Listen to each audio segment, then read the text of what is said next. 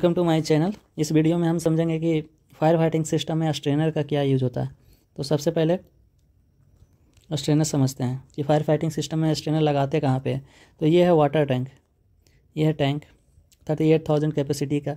अब इसमें जो पाइपलाइन है उसको एक वाल्व के बाद ही स्ट्रेनर लगाना रहता है, क्योंकि स्ट्रेनर का काम बेसिकली होता है कि वाटर को फिल्टर करना। जो भी इसमें गंदगी वगैरह है, सैंड्स वगैरह है, डस्ट वगैरह है, सॉलिड पार्टिकल्स है, उसको फिल्टर करके उस वाटर को पंप तक पहुंचाने का काम होता है स्ट्रेनर का। एक बेसिकली पहुंचाता नहीं है, फिल्टर करने का काम होता है स्ट्रेनर का। तो स्ट्रेनर ये जो यहाँ पे लगा हुआ है वो स्ट्रेनर सेम इस लाइन में भी देख सकते हैं। अब यहाँ पे जब वाटर फिल्टर हो गया तो आपको मेन सेक्शन में हेडर में वाटर का मेन सेक्शन हेडर में वाटर पहुँच जाती है, जहाँ से पंप ऑटोमेटिकली वाटर ले सकती है। अब इसको प्रैक्टिकल में कैसा दिखता है, यहाँ पे देखो, ये है जो स्ट्रेनर। अब यहाँ पे देख सकते हैं कि ये स्टेनलेस स्टील का एक स्क्रीन लगाया जाता है। इसी के अंदर इनबिल्ट रहता है स्ट्रेनर का, जो कि फ़िल्टर का काम यहाँ से होता है। ये फ़िल्टर का काम करती है। इसमें जो परफोरेशन होता है वो 3 mm का होता है। अब फिल्टर के बाद जो फिल्टर प्रोसेस में यहाँ पे जितना भी सॉलिड मटेरियल वगैरह है, जो कचरा बोल सकते हैं, वो यहाँ पे जमा हो जाती है, जो कि टाइम टू टाइम हमको क्लीन करने का ज़रूरत पड़ता है उसमें। तो इसका बोनेट निकाल कर उसको क्लीन किया जाता है, फिर वापस यूज में लाया जाता है। तो ये था स्ट्रेनर का। अब इसका टेक्निकल डिटेल्स या स्पेसिफिकेशन समझ जाते हैं कि क्या क्या होता है। तो यहाँ पे जोलोटो कंपनी का, जो मेट्रो में लगी हुई है, जोलोटो कंपनी का स्ट्रेनर लगा हुआ है। तो यहाँ पे देख सकते हैं कि ये बॉडी पार्ट कहलाता है, कास्ट आयरन का बनी होती है। इसी के अंदर स्क्रीन लगाया जाता है। स्क्रीन का जो मटेरियल है वो स्टेनलेस स्टील 304 के साथ आती है, 3 mm परफोरेटेड के साथ। अब इसमें जो गैस्केट है वो रबड़ का यूज होता है, बाकी नट वगैरह है वो कार्बन स्टील का।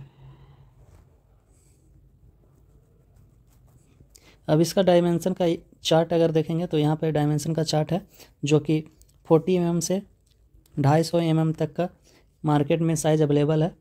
अब डिपेंडिंग अपॉन सिचुएशन कि मेरा वहाँ पे स्पेस कितना है, तो सारा डायमेंशन ABCD का डायमेंशन यहाँ पे मिल जाएगा। ये क्या है, यहाँ से यहाँ का डायमेंशन B है, इसका डायमेंशन C है, यहाँ से इसका डायमेंशन, और D है इसका पूरा बॉटम।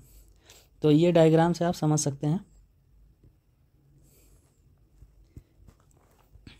यहाँ मटेरियल का स्पेसिफिकेशन का टेबल दिया हुआ है, जो कि ऑलरेडी डिस्कस किया गया है। अभी यहाँ पे टेस्ट किया जाता है, इसका जो लैब में टेस्ट किया जाता है, तो ये है लेबोरेटरी टेस्ट, सेल टेस्ट।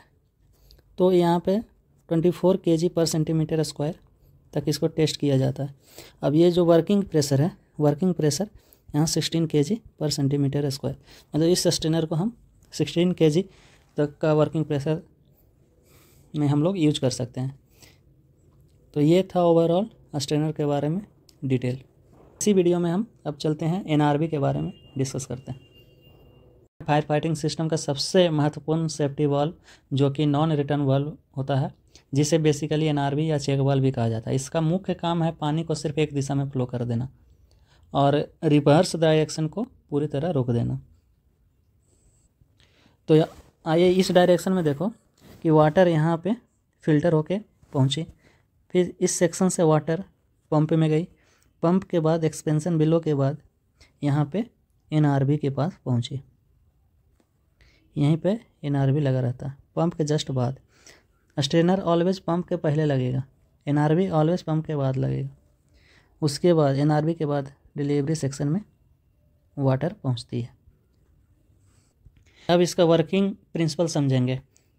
तो जब पंप वाटर डिस्चार्ज करता है, यहाँ से डिस्चार्ज हुआ वाटर, तो प्रेशर डिस्क को स्विंग करके ओपन कर देता है, यहाँ से ओपन कर देता है, और वाटर फॉरवर्ड डायरेक्शन में फ़्लो करता है। जैसा ही फ्लो कम होता है या रिवर्स फ्लो होने की संभावना होती है, डिस्क ऑटोमेटिकली सीट पर रिटर्न होकर पैसेज को सील कर देता है। इससे बैक फ्लो रुकता है और पंप तथा इंटायर सिस्टम को या पाइपलाइन सिस्टम को प्रोटेक्शन प्रोवाइड कराती है। यही हुआ इसका वर्किंग प्रिंसिपल। जैसे मान लो कि ये पंप ऑन हुआ, तो वाटर डिस्चार्ज इस डायरेक्शन में हुआ, वाटर को जाना चाहिए आगे। बट अगर एनआरवी यहाँ पे नहीं रहेगा तो वाटर में भी फ्लो करके इस पंप में जा सकती है, ये डिजायरेबल कंडीशन नहीं है।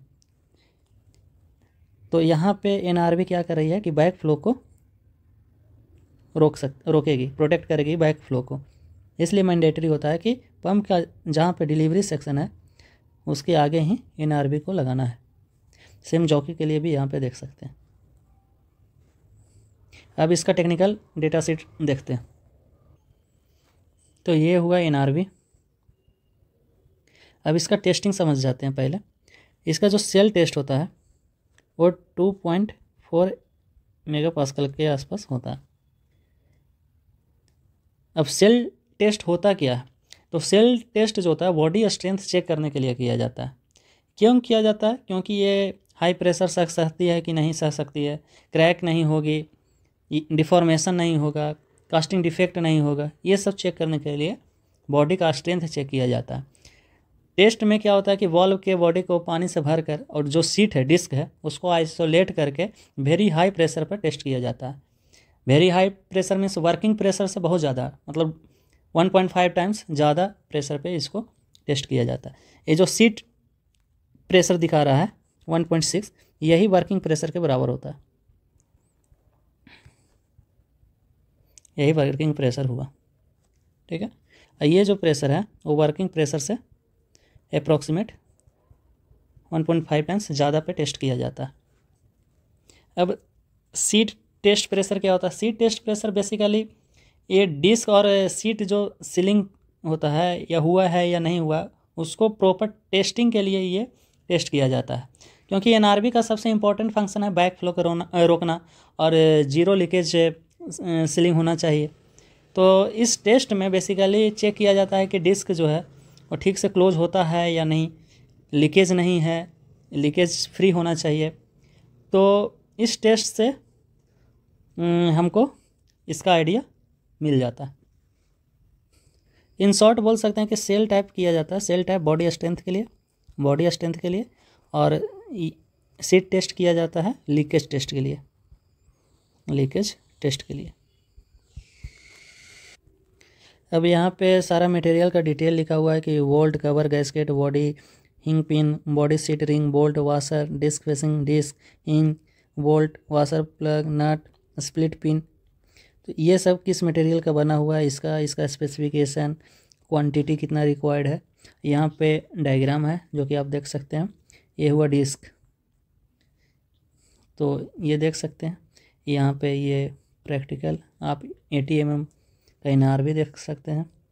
अब इसका देख लेते हैं कि प्रैक्टिकल में जब लगता है, इंस्टॉलेशन होता है तो कैसा दिखता है। तो इसके ऊपर ही यहाँ पे देखना, ये जो है वो इनार भी हुआ। ये हुआ मेरा पंप के बाद ये एक्सपेंशन बिलो लगा हुआ है, उसके बाद एनआरबी, उसके बाद एक बटरफ्लाई वाल्व। तो ये सब, उसके बाद यहाँ से डिस्चार्ज हेडर। तो ये पूरा अरेंजमेंट होता है। चलिए नेक्स्ट वीडियो में और दूसरे कंपोनेंट के बारे में हम लोग डिस्कस करेंगे। धन्यवाद।